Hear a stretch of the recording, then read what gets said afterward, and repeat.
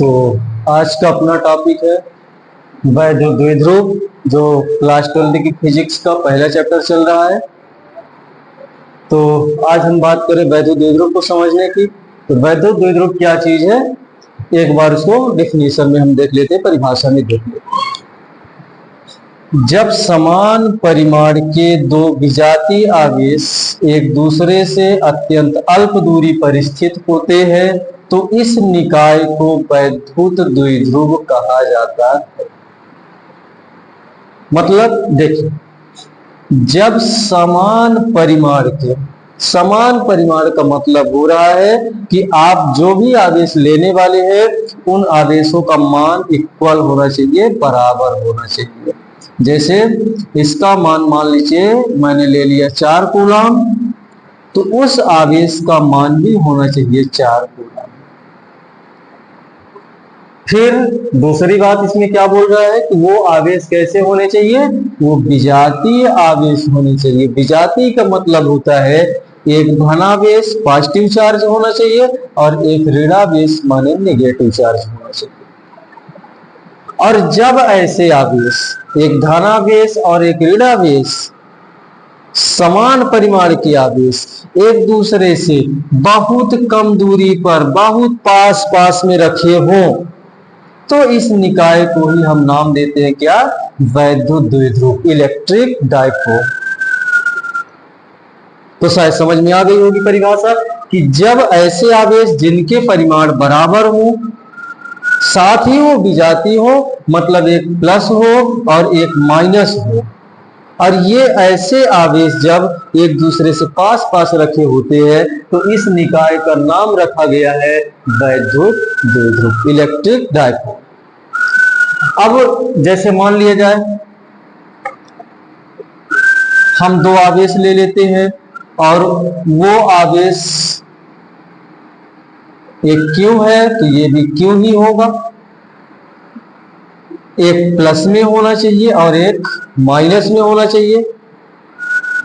इनके बीच द्विध्रुव में एक चीज आप ध्यान रखेंगे, वैद्युत द्विध्रुव में सामान्यतः इनके बीच की जो दूरी होती है उसको हम मानते हैं 2l। वैद्युत द्विध्रुव में आवेशों के बीच की जो सामान्यतः दूरी होती है वो मानी जाती है 2l। तो ये निकाय वैद्युत द्विध्रुव कहलाया।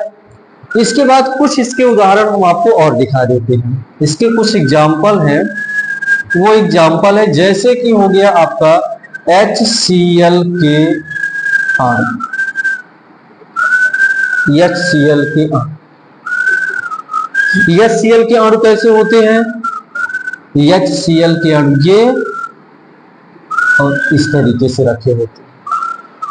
HCl हाइड्रोजन क्लोराइड या हाइड्रोक्लोरिक अम्ल दोनों चीजें होती है इसमें। तो HCl को जब आप देखेंगे ये होता है H प्लस और Cl माइनस। यहां एक चीज अब आप देखें कैसे वैद्युत द्विध्रुव वाली परिभाषा में हम क्लियर किए हैं कि भैया जितना इसमें धनावेश होगा उतना इसमें ऋणावेश भी होना चाहिए। तो आप यहां देख रहे हो इस हाइड्रोजन से एक इलेक्ट्रॉन निकला है, यहां एक प्लस आया है, और वही इलेक्ट्रॉन ये क्लोरीन ग्रहण कर लिया है तो इसमें आ गया है एक माइनस। एक एक इलेक्ट्रॉन की हेराफेरी हो रही है। तो एक जितना इलेक्ट्रॉन ये निकाला है उतना इलेक्ट्रॉन ये ग्रहण किया है। मतलब ये हो रहा है कि इसके अंदर जितना धनावेश है इसके अंदर उतना ही ऋणावेश है। तो दोनों के परिमाण समान हो गए। अब दूसरी बात, ये प्लस है ये माइनस है तो ये विजातीय हो गए। तो ये एक दूसरे से पास पास में रखे हुए हैं तो HCl का जो अणु बनता है, ये HCl का अणु ये है वैद्युत द्विध्रुव। इसके बाद एक उदाहरण और आपको हम दिखा देते हैं, एक एग्जांपल और दिखाते हैं आपको। एक इलेक्ट्रॉन और एक प्रोटॉन, एक इलेक्ट्रॉन और एक प्रोटॉन ये पास पास में रखे हैं तो ये भी एक वैद्युत द्विध्रुव होगा। क्यों होगा, क्योंकि देखें इलेक्ट्रॉन में जितना आवेश होता है, इलेक्ट्रॉन का आवेश होता है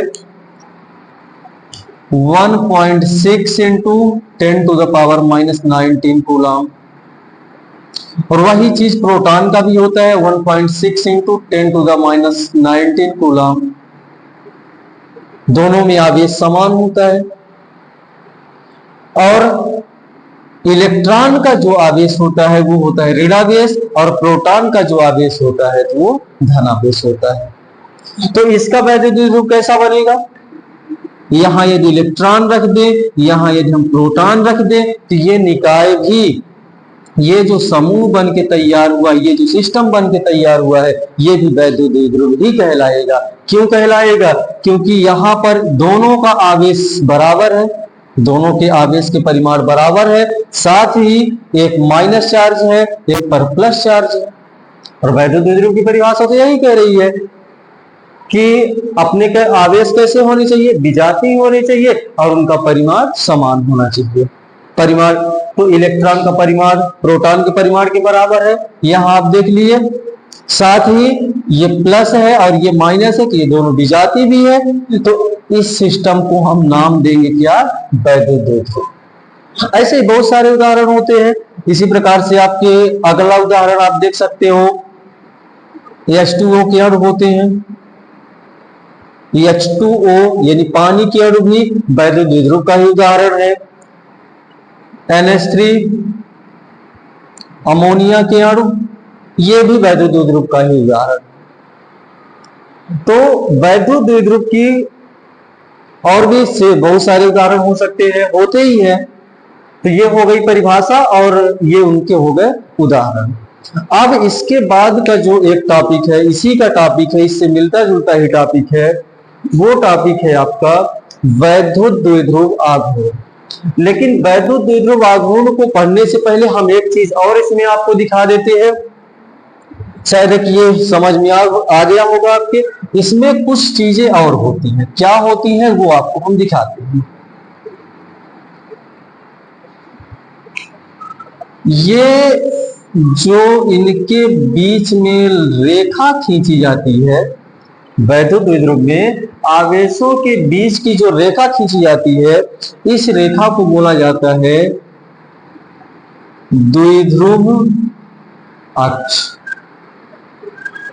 इनके बीच की जो रेखा होती है, इस लाइन को, इस रेखा को बोला जाता है द्विध्रुव अक्ष।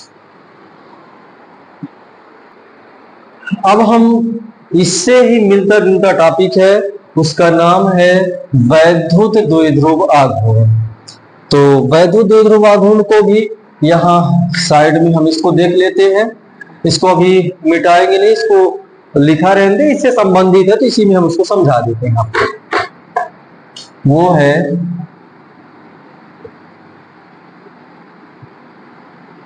वैद्युत द्विध्रुव आघूर्ण। वैद्युत द्विध्रुव आघूर्ण, इंग्लिश में इसको बोलते हैं इलेक्ट्रिक डाइपोल मोमेंट।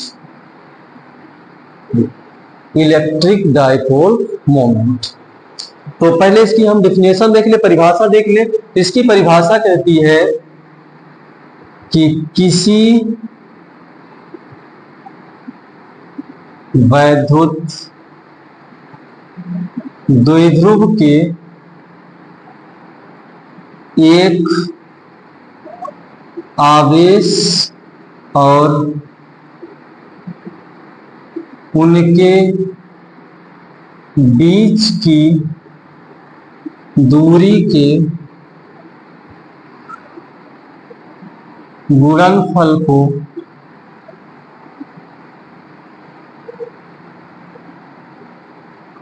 वैद्युत द्विध्रुव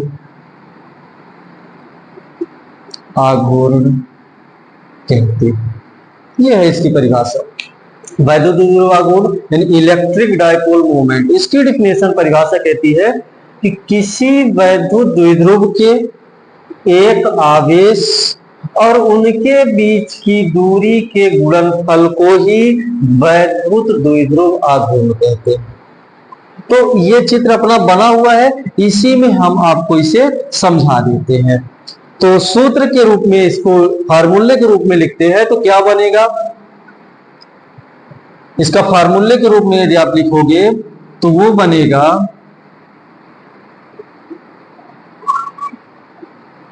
वैद्युत द्विध्रुव आघूर्ण बराबर, क्या कह रहा है कि किसी वैद्युत द्विध्रुव के एक आवेश, वैद्युत द्विध्रुव में दो आवेश होते हैं, इन दोनों में से आपको किसी एक आवेश को ले लेना है।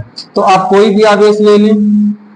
तो पहले हम हिंदी में इसको लिख लेते हैं कि एक आवेश और उनके बीच की दूरी के गुणनफल, उनके बीच की दूरी, किनके बीच की दूरी, आवेशों के, यहां लिखेंगे आवेशों के बीच की दूरी, जैसे डिफिनेशन बोल रही है उसी तरीके से हम यहां देखेंगे।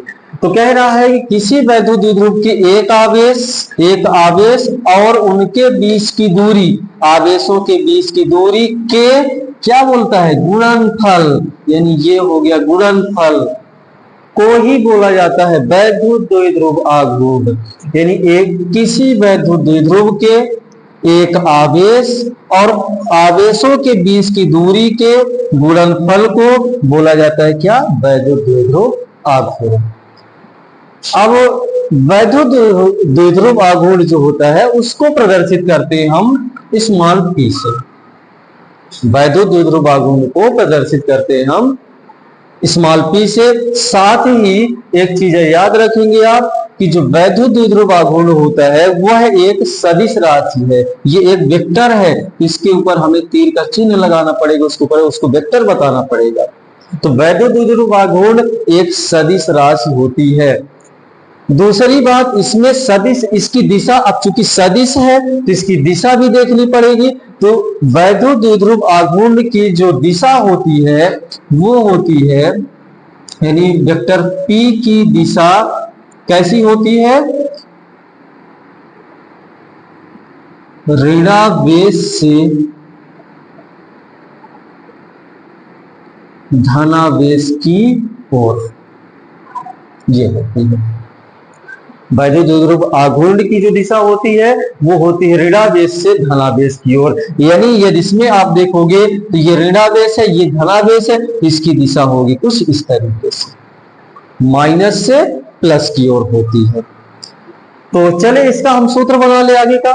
तो क्या है वैद्युत द्विध्रुव आघूर्ण, इसको आपने डिनोट किया किससे, P से, तो आप लिखेंगे वेक्टर P इक्वल टू एक आवेश, दो में से आप कोई भी आवेश ले सकते हो, क्योंकि दोनों का परिमाण समान है तो इन दोनों में से मैं कोई एक आवेश ले लेता हूं तो Q हो गया।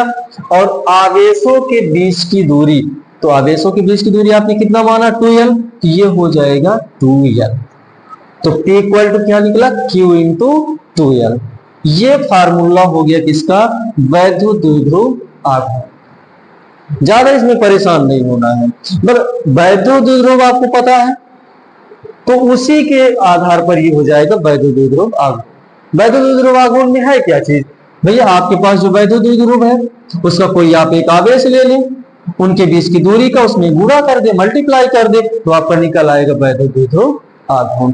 वैद्युत द्विध्रुव आघूर्ण एक सदिश राशि है, इसकी जो दिशा होती है वो होती है ऋणावेश से धनावेश की ओर। आगे चल के इनकी जरूरत हमें पड़ने वाली है, आगे जो टॉपिक आने वाले हैं इनकी जरूरत हमें पड़ेगी, तो इसको आप विस्तार से पढ़ लें, तो आगे वाले जो टॉपिक आएंगे उसमें आपको हेल्प मिलेगी, मदद मिलेगी इसमें।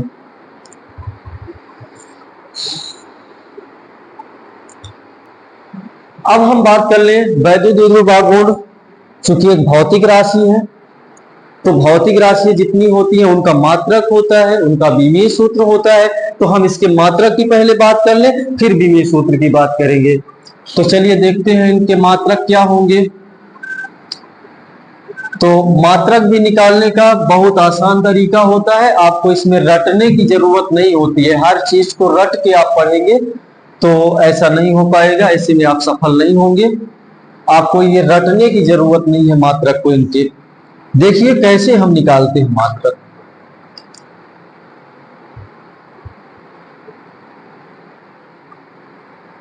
तो वैद्युत द्विध्रुव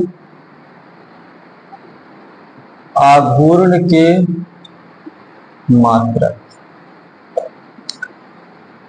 मात्रक निकालते हैं इनके।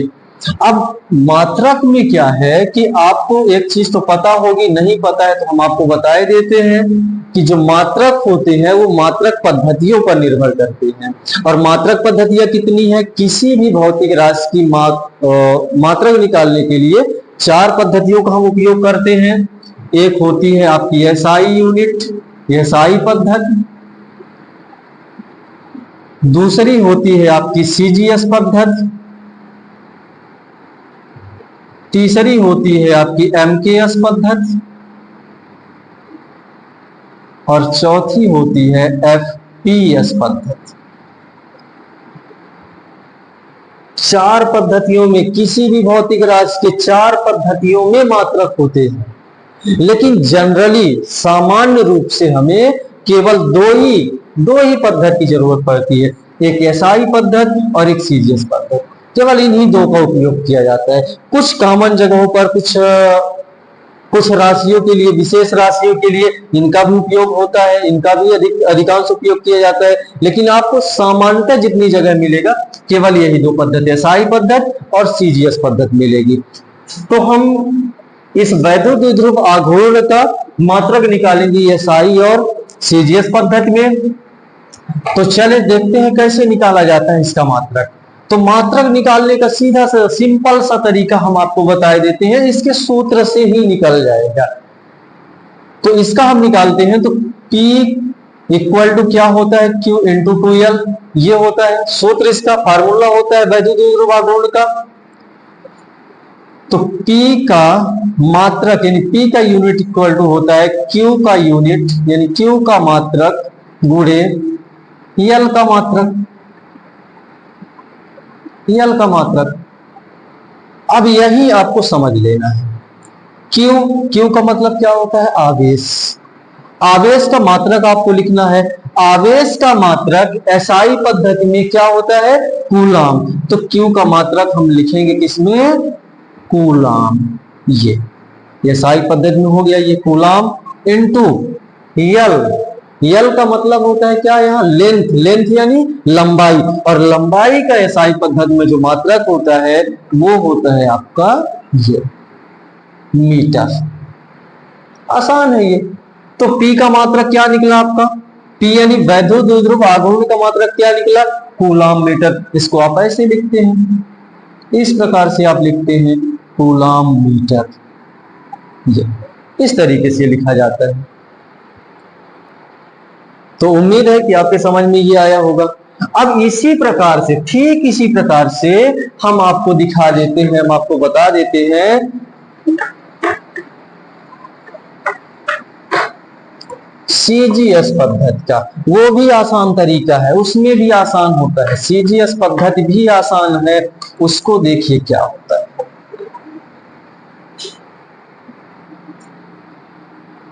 सीजीएस पद्धति, पूरा नाम तो पता होगा आपको, नहीं पता तो मैं बता देता हूं, सेंटीमीटर ग्राम सेकंड इसका पूरा नाम होता है सीजीएस का। बस यही तरीका है आपको निकालने का, उसमें भी यही करना है। P equal to Q into 2L। तो P का यूनिट, P का मात्रक इक्वल टू Q का मात्रक इंटू L का मात्रक, L का मात्रक। चले तो Q माने होता है आवेश। आवेश का मात्रक आपको लिखना है कौन सी पद्धति में? सीजीएस पद्धति में। तो आपको पता होगा आवेश का मात्रक सीजीएस पद्धति में क्या होता है? स्थैर कूलाम, स्थैर कूलाम इंटू L, L यानी लेंथ, लेंथ यानी लंबाई। लंबाई का मात्रक सीजीएस पद्धति में होता है सेंटीमीटर, सेंटीमीटर। तो ये क्या बना आपका? स्थैर कूलाम सेंटीमीटर। ये निकल आए दोनों मात्रक, इसमें ज्यादा कुछ नहीं है। एक एसआई का निकला, एक सीजीएस का भी निकला। तो इस तरीके से आप किसी भी भौतिक राशि का, आपको इससे रटने की जरूरत नहीं होती है। ये तो इतने सारे भौतिकी में इतनी सारी भौतिक राशियां मिलेगी, आप रटेंगे तो नहीं याद रह पाएगा। अब निकालने का तरीका सीख ले इस तरीके से तो ठीक रहेगा वो। चले, तो आज वैद्युत ध्रुव हुआ, वैद्युत ध्रुव आघूर्ण हुआ, और उसका हो गया ये मात्रक। चले, तो वैद्युत द्विध्रुव आघूर्ण से संबंधित हम एक आंकिक प्रश्न हल करते हैं।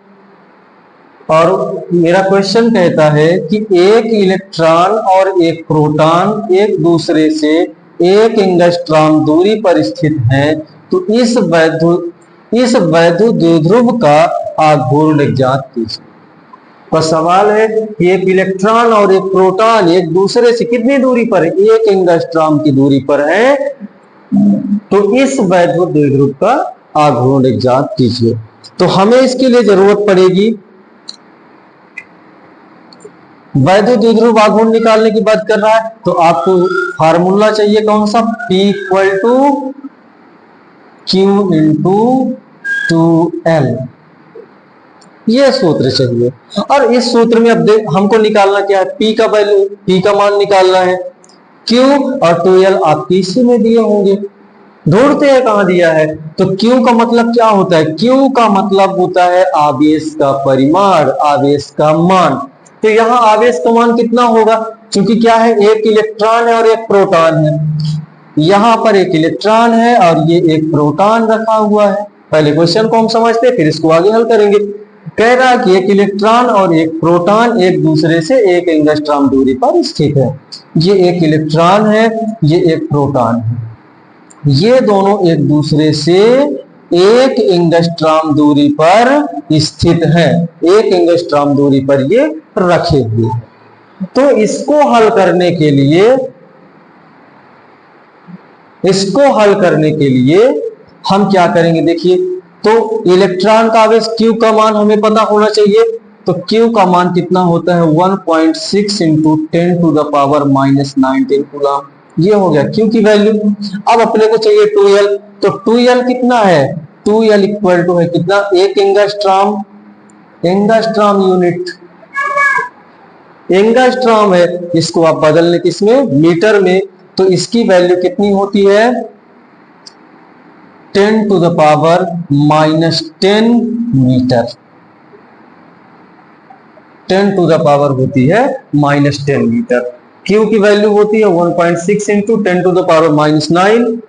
और इनके बीच की जो दूरी है 2L, वो है 1 एंगस्ट्रॉम। 1 एंगस्ट्रॉम की वैल्यू होती है 10 टू द पावर -10 मीटर।